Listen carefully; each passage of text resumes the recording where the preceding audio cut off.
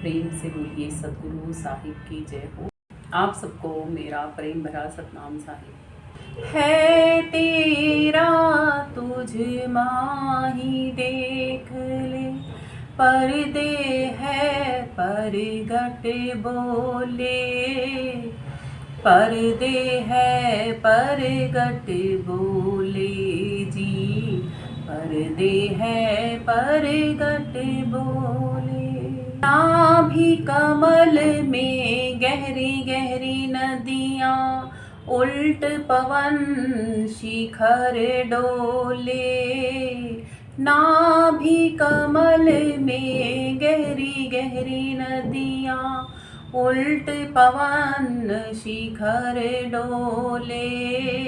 चांद सूरज का साध शिरोधा, त्रिवेणी के तट बोले। चांद सूरज का साध शिरोधा, त्रिवेणी के तट बोले। है तेरा तुझ माही देख ले, पर्दे है परगट बोले। लामन सूरत लामन ताड़ी, लगन मगन में तू होले। लामन सूरत लामन ताड़ी, लगन मगन में तू होले। त्रिवेणी के रंग महल में, जहाँ मेरा साई अंतर खोले। त्रिवेणी के रंग महल में, जहाँ मेरा साई अंतर खोले। है तेरा तुझ माही देख ले, पर्दे है परगट बोले। पूरब पश्चिम उत्तर दक्षिण, चार खूंट भर मत डोले। पूरब पश्चिम उत्तर दक्षिण, चार खूंट भर मत डोले। जिस कारण तू फिरे भटकता, वह रह गया तिल के ओले। जिस कारण तू फिरे भटकता, वह रह गया तिल के ओले। है तेरा तुझ माही देख ले, पर्दे है परगट बोले। गगन मंडल में रास रचा है, झालर और मृदंग बाजे। गगन मंडल में रास रचा है, झालर और मृदंग बाजे। हाथ न पाँव न रूप न रेखा, बिन बरत नटवा नाचे। हाथ न पाँव रूप न रेखा, बिन बरत नटवा नाचे। है तेरा तुझ माही देख ले, पर्दे है परगट बोले। आप अखंडी तू बनखंडी, बस्ती बसे ना मन डोले। आप अखंडी तू बनखंडी, बस्ती बसे ना मन डोले। लखमा माली है बड़े बागी, पेड़ पकड़ निर्भय होले। लखमा माली है बड़े भागी, पेड़ पकड़ निर्भय हो ले, है तेरा तुझ माही देख ले, पर्दे है परगट बोले।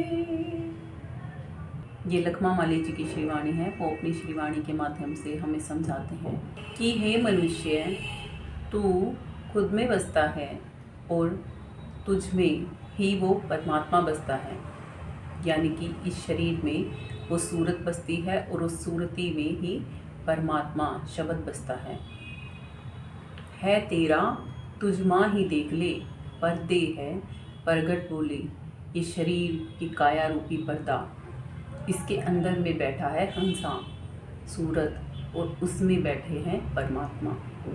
हमारे कितने पास है ना परमात्मा, और हम पता नहीं कहाँ कहाँ ढूंढते हैं वो परमात्मा, वो शब्द जिसे नानक जी अपनी श्रीवाणी में समझाते हैं कि शब्दे धरती शब्दे आकाश, शब्दे शब्द भयो प्रकाश, सगली सृष्टि शब्द के पाछे, नानक शब्द घटाघट आछे। नानक जी अपनी श्रीवाणी में समझाते हैं कि ये शब्द ही धरती है, शब्द ही का आकाश है, शब्द ही से ही पूरे जहान में रोशन प्रकाश है। सगली सृष्टि, ये पूरी सृष्टि नहीं थी तब भी शब्द था, जब नहीं रहेगी तब भी शब्द ही होगा। आदि मध्य अंत वो शब्द ही है, अनंत वो शब्द ही है, जिसे नूर इलाही कहा जाता है, जिसे परमात्मा कहा जाता है, गॉड कहा जाता है, अल्लाह कहा जाता है, राम कहा जाता है। वो परमात्मा एक ही है, हम सबके घटों में बसता है, हम सबकी सूरती में वो परमात्मा बसता है। हम सब इस शरीर में बसते हैं और वो हमारे अंदर बसता है। अब आप सोचेंगे कि वो हमें फिर टोकता क्यों नहीं, हम कुछ गलत करते हैं या कुछ सही करते हैं, या फिर हमें वो कर्मों के बंधनों में क्यों फंसने देता है? क्योंकि परमात्मा ने हमें स्वतंत्र भी बनाया है। जैसे हमने अपने घर में अपने बच्चों को स्वतंत्र छोड़ रखा है अपने कार्य करने के लिए, वैसे ही परमात्मा ने हमें भी स्वतंत्र छोड़ रखा है अपने कार्य व्यवहार करने के लिए। लखमा माली जी समझाते हैं कि तेरा परमात्मा तुझ में ही बसता है, बस तुझे देखना नहीं आता। तो वो यही समझाते हैं कि देख ले, है तेरा तुझ माँ ही देख ले, पर्दे में है और प्रगट होके बोल रहा है। कौन है जो इन आँखों से देख रहा है? कौन है जो इन कानों से सुन रहा है? कौन है जो इस मुख से बोल रहा है? कौन है जो इस नासिका से श्वास ले और छोड़ रहा है? कौन है जो इस त्वचा से महसूस कर रहा है? हम है ना। हम कौन? हम आत्मा। जब आत्मा शरीर को छोड़ देती है तब ये शरीर और इसमें लगे हुए अंग प्रत्यंग ऐसे ही जड़ पड़े रहते हैं। आँखें लगी होती हैं मगर आँखें देखने का काम नहीं करती, कान लगे होते हैं लेकिन वो सुनते नहीं, मुख लगा होता है मगर मुर्दा बोलता नहीं, नासिका से श्वास लेता और छोड़ता नहीं और त्वचा से कुछ भी स्पर्श महसूस करता नहीं। कौन चला जाता है उसमें से बाहर? हंसा आत्मा। कहाँ चली जाती है? अपने कर्मानुसार अगले तनों में गमन करने के लिए चली जाती है आत्मा। एक वाणी भी है, हंसा निकल गया पिंजरे से, खाली पड़ी रही तस्वीर की भांति जड़ की तरह ये तन भी पड़ा रहता है। हंसा वो आत्मा निकल जाता है। आत्मा निकल के परमात्मा तक भी जा सकता है। कब जा सकता है? जब वो आत्मा अपने आप को जान ले और इस दुनिया में रहते रहते दुनिया के भी कार्य व्यवहार कर सके और परमात्मा तक भी जा सके। तुलसी साहिब जी फरमाते हैं अपनी श्रीवाणी में, तुलसी जग में दो बड़े, एक नाम एक दाम, नाम मिलावे पीव से और दाम करे जगत के काम। तुलसी साहिब जी समझाते हैं कि इस संसार में दो चीज़ें बड़ी हैं, एक तो नाम, किसका नाम? परमात्मा का नाम। जैसे हमारे बड़े बुजुर्गवार पहले बोलते थे, उनसे पूछा जाता था जब कि आपका नाम क्या है, वो बोलते थे हमें कि परमात्मा का नाम बड़ा है, मुझे तो जो उनका नाम होता है वो कह के पुकारते हैं। तो नाम बड़ा हमेशा परमात्मा का होता है, जिसमें से ही सब नाम निकले हैं। वो नाम, वो जिंदा राम, वो परमात्मा, उसको जानने के लिए ही मनुष्य का तन आत्मा को मिलता है। बड़े भाग्य मानुष तन पावा, सुर दुर्लभ सदग्रंथन गावा, साधन धाम मोक्ष करी द्वारा, पाई निज ही परलोक सवारा। ये भी तुलसी साहिब जी की श्रीवाणी है। वो इस वाणी में भी यही समझाते हैं कि बड़े भाग्यशाली जीवात्मा हो आप कि आपको आज मनुष्य का तन प्राप्त है। ये वो तन है जो देवताओं को भी दुर्लभ है, मिलता नहीं। ये हमें सभी सदग्रंथ बताते हैं कि ये तन कितना अनमोल है, कि ये वो साधन है, ये वो व्हीकल है, वाहन है, जिससे कि हम परमात्मा के दरवाजे पे जा सकते हैं। और जिसने इस तन को पाके अपना परलोक नहीं संवारा तो कुछ भी नहीं संवारा। तो तुलसी साहिब जी कहते हैं कि तुलसी जग में दो बड़े, एक नाम एक दाम। ये तो नाम की महिमा पता लगी आपको कि नाम बड़ा है।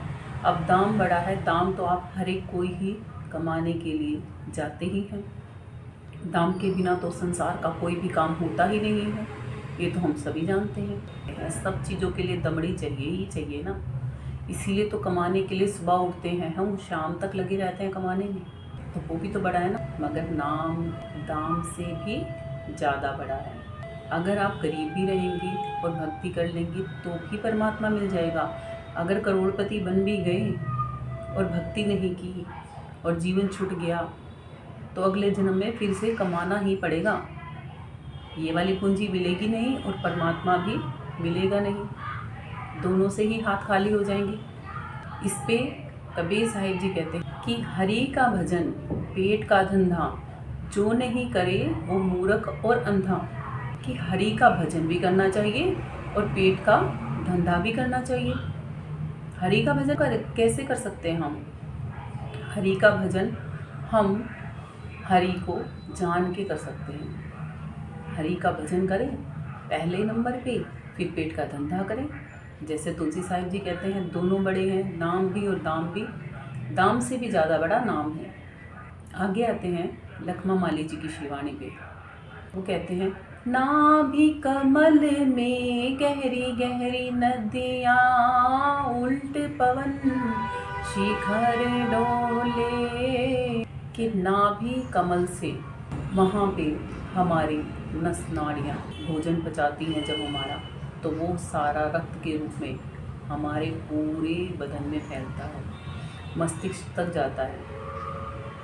तो ये उल्टा वेग से कैसे चलता है? पवन के साथ, हवा के साथ, वायु के साथ। हमारे शरीर में प्राण वायु सबसे ज़्यादा विशेष है। मुख्य तौर पे हमारे शरीर में 10 प्रकार की वायु कार्य करती है। लखमा माली जी कहते हैं चांद सूरज का साध शिरोधा, त्रिवेणी के तट बोले। हमारी नासिका से हम जब श्वास भरते हैं तो एक श्वास गर्म और एक ठंडी चलती है, जिसको चंद्र नाड़ी और सूर्य नाड़ी बोला जाता है। सुषुम्ना नाड़ी आँखों से पीछे रीढ़ की हड्डी तक स्थित होती है। इन तीनों के मिलन से हमारे मुख से वाणियों का उच्चारण होता है। 4 प्रकार की वाणियाँ होती हैं, परावाणी, पश्यंती वाणी, मध्यमा वाणी और बैखरी वाणी। बैखरी वाणी ही है वो जिससे कि शब्द होठों से बाहर निकल के दूसरों के कानों तक जाते हैं। आगे लखमा माली जी कहते हैं लामन सूरत लामन ताड़ी, लगन मगन में तू होले। लखमा माली जी आगे कहते हैं कि अपने मन को साध के और सुरती से लगनता और मगनता में हो जा। कब होगा? त्रिवेणी के रंग महल में, जहाँ मेरा साईं अंतर खोले। जब हम सच्चे शब्द भेदी संतों की शरण में जाते हैं, तब वो हमें ध्यान से ध्यान में ध्यान को लगाना सिखाते हैं। त्रिवेणी का रंग महल कौन सा है? हमारे शरीर में 3 त्रिकुटी हैं। एक तो त्रिकुटी अभी आपको पता यही है, जहाँ से शब्दों का उच्चारण होता है। दूसरी त्रिकुटी आँखों के पीछे मस्तक में, जहाँ पे तिलक बिंदी लगाई जाती है, वहाँ पे होती है। ये उसी की बात कर रहे हैं। और तीसरी त्रिवेणी नव त्रिवेणी होती है, जहाँ पे संतों की बैठक लगती है सूरज शब्द योग से। ठीक, अब आते हैं हम कि त्रिवेणी के रंग महल में, जहाँ मेरा साईं अंतर खोले, बाहर के पट बंद करके अंदर के पट खोल ले, तुझे राम मिलेंगे। जब हम अंतःकरण की दुनिया में उतरना सीख जाते हैं, तब हम खुद से दृष्टा बनते हैं। फिर आत्मा परमात्मा की दृष्टा बनती है, परमात्मा को देखती है। ये सब शब्द भेदी संतों की शरण में जाके ही समझ में आता है, जब हम उनसे सत्य ज्ञान उपदेश लेते हैं तब। पूरब पश्चिम उत्तर दक्षिण 4 खूंट भर मत डोले। हे मनुष्य, तू पूरब पश्चिम उत्तर दक्षिण चारों दिशाओं में घूम रहा है, फिर भी तुझे तेरा परमात्मा नहीं मिल रहा। क्यों नहीं मिल रहा? क्योंकि परमात्मा बाहर ढूंढने की बजाय अंदर में हम नहीं ढूंढ रहे, इसीलिए ही वो परमात्मा हमें नहीं मिल रहा। वो कहते हैं पूरब पश्चिम उत्तर दक्षिण, तू हर दिशा में घूम के देख लिया तूने, फिर भी तुझे परमात्मा नहीं मिल रहा। जिस कारण तू फिरे भटकता, वह रह गया तिल के ओले। वो तो तेरे अंदर में ही कहीं तिल में समाया हुआ था, जिस कारण तू बाहर भटक रहा था ना उस परमात्मा को ढूंढते ढूंढते, वो तो कहीं अंदर में ही है। कि ढूंढ ढूंढ में ढूंढ है, ढूंढ ढूंढ में ढूंढ, ढूंढना चाहे ढूंढ को, तो यही ढूंढ में ढूंढ। उस परमात्मा की ढूंढ जो तुम बाहर कर रहे हो, उस ढूंढ को अंदर वाले इस ढूंढ में ढूंढोगे तो वो आसानी से मिल जाएगा। कि है तेरा तुझमा ही देख ले, परते है प्रगट बोले। आगे चलते हैं, आगे क्या बताते हैं लखमा महाराज। गगन मंडल में रास रचा है, झालर और मृदंग बाजे। उल्टा कुआं गगन में, तिसमें जरे चिराग साधो, तिसमें जरे चिराग। ये एक और वाणी है। संतों की बहुत सारी वाणियाँ हैं। जितना हम सुनते जाते हैं, जितना हम सुन के उनको समझते हैं और फिर उनको अमल में लेके आते हैं, जान जाते हैं पूरी तरीके से, तब पता लगता है कि गगन कहाँ पर है। ये कहाँ पर कहा जा रहा है कि गगन मंडल में रास रचा है, झालर और मृदंग बाजे। उल्टा कुआं भी हमारे अंदर में ही है, ये वाला गगन भी हमारे अंदर में ही है, त्रिकुटी में। और हमारे अंतःकरण में ही कहीं ढोल नगाड़े ताशे भी बज रहे हैं। बाहरी ढोल, बाहरी शंख, नगाड़े इत्यादि बजाने की ज़रूरत नहीं पड़ती, जब हमें अंदर में अनहद नाद सुनना आ जाता है तब। आगे कहते हैं लखमा माली जी, हाथ न पाओ रूप न रेखा, बिन बरत नटवा नाचे। उसके ही शरीर जैसे हाथ पाँव नहीं है। अंदर में जब नाचते हैं उमंग मस्ती से, जब हम अचानक से ही इतने खुश हो जाते हैं, प्रसन्न होते हैं, आनंदित होते हैं, तब हम कहते हैं मेरा मन कर रहा है नाचने का।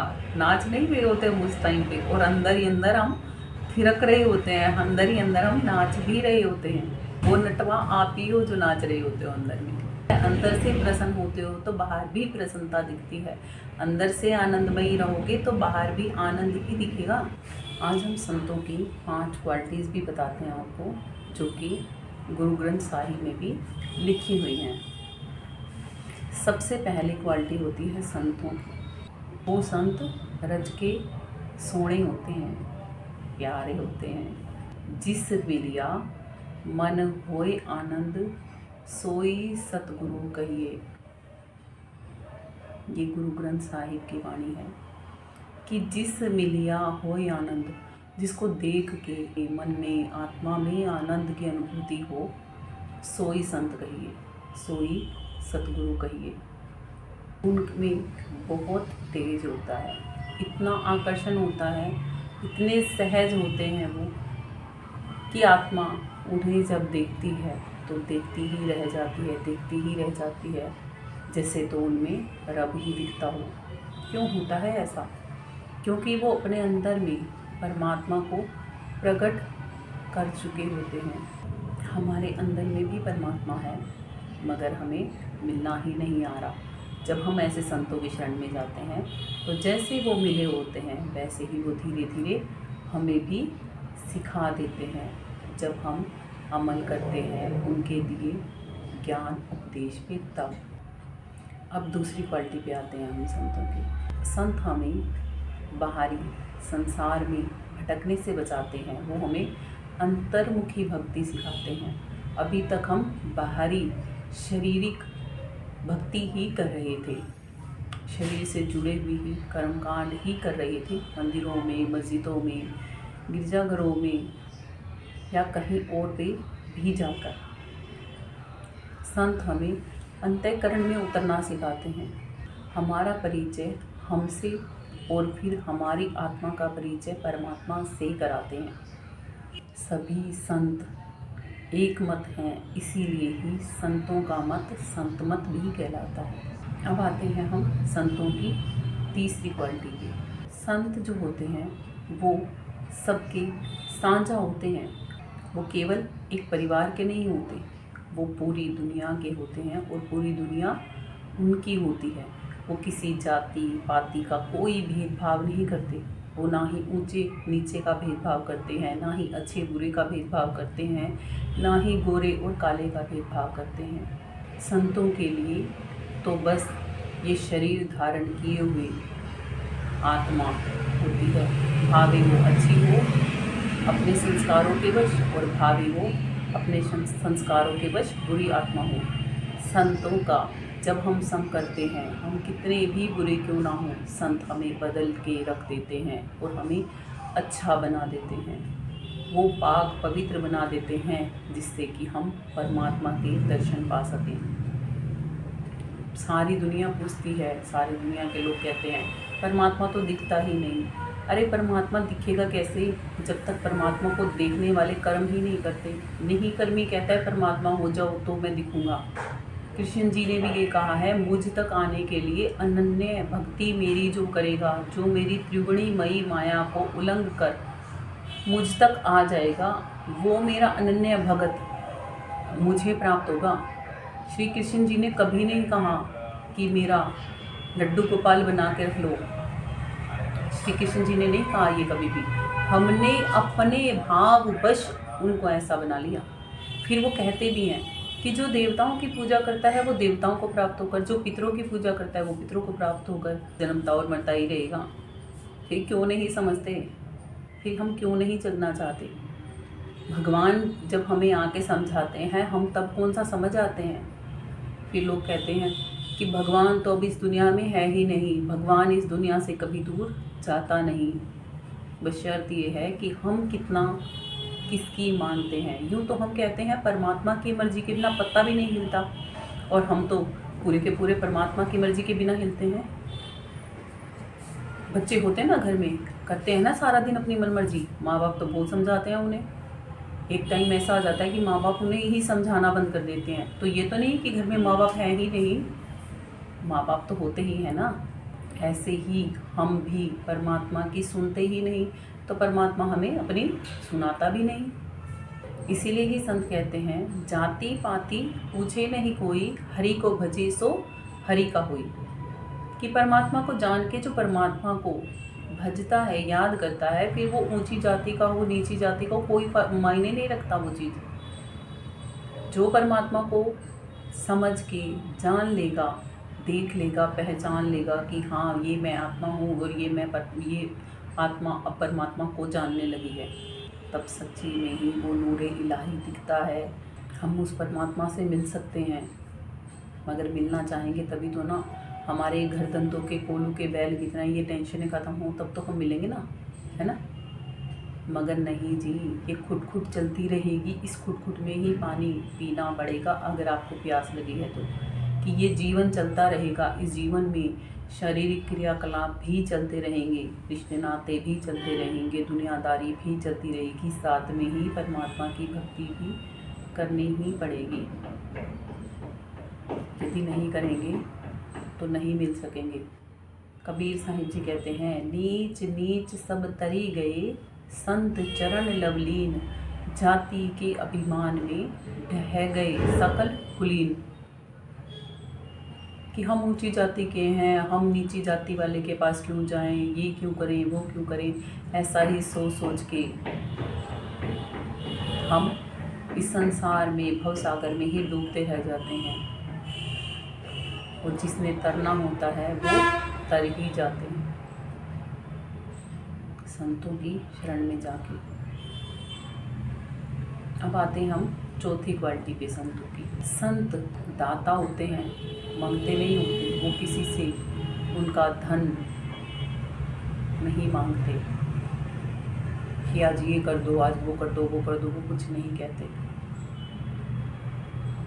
संत तो इतने पाक, इतने पवित्र होते हैं कि एक समय का, इस समय का भोजन किया, अगले समय का भोजन भी अपने साथ एकत्र करके नहीं चलते। सब वो कहते हैं, हे मालिक सब तेरे भाने में, जो कुछ भी अब मिल रहा है वो भी तूने दिया है, आगे मिलेगा वो भी तू देगा। ना ही तो वो पिछले पास्ट की चिंता करते हैं जो बीत गया, और ना ही आने वाले कल की चिंता करते हैं जो आएगा।